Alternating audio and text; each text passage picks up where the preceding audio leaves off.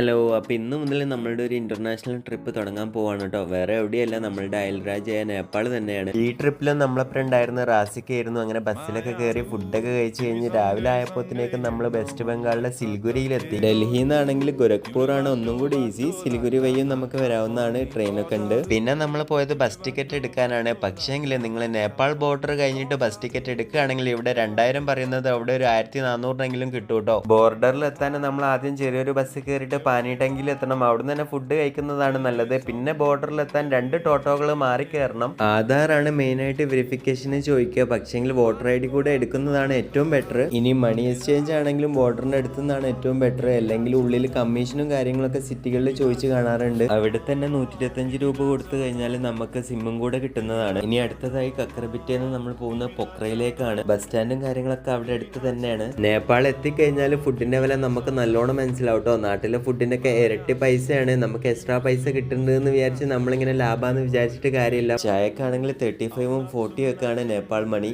അപ്പൊ ഇനി ബാക്കി വിശേഷങ്ങൾ നാളെ.